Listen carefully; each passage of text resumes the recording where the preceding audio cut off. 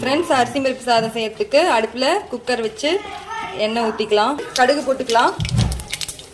Friends, வெங்காயம், வரமிளகாய், கருவேப்பிலை, சீரகம் எல்லாமே எண்ணெயில் போட்டுக்கலாம். நல்லா பெரட்டிக்கலாம். ஃப்ரெண்ட்ஸ், தக்காளி போட்டுக்கலாம். ஃப்ரெண்ட்ஸ், மஞ்சள் தூள் போட்டுக்கலாம். கொஞ்சமாக இப்போ உப்பு சேர்த்துக்கலாம்.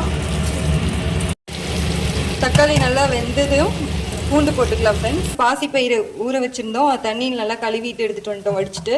இப்போ பாசிப்பயிரை உள்ளே போட்டுக்கலாம். நம்ம 1 டம்ளர் மட்டும் தண்ணி ஊற்றிட்டு நல்லா வேக விட்டு தண்ணி சுண்ட வச்சுக்கலாம். 2 டம்ளர் அரிசிக்கு 4 டம்ளர் தண்ணி ஊற்றிக்கலாம். ஃப்ரெண்ட்ஸ், நம்ம இப்போ அரிசி அதில் கொட்டிக்கலாம். ஃப்ரெண்ட்ஸ், இப்போ தேவையான அளவு உப்பு போட்டுக்கலாம். நெய் இருந்தால் ஊற்றிக்கலாம், இல்லைனா வெண்ணெய் இருந்தால் மேலே கொஞ்சம் போட்டுக்கலாம். போட்டு குக்கர் மூடி வச்சுட்டு 2 விசில் விட்டு அடுப்பு ஆஃப் பண்ணிக்கலாம். 2 விசில் வந்துருச்சு. அரிசி பருப்பு சாதம் ரெடி. ஃப்ரெண்ட்ஸ், குக்கர் ஓப்பன் பண்ணி பார்க்கலாம். பாருங்கள் ஃப்ரெண்ட்ஸ், அரிசி பருப்பு சாதம் ரெடி.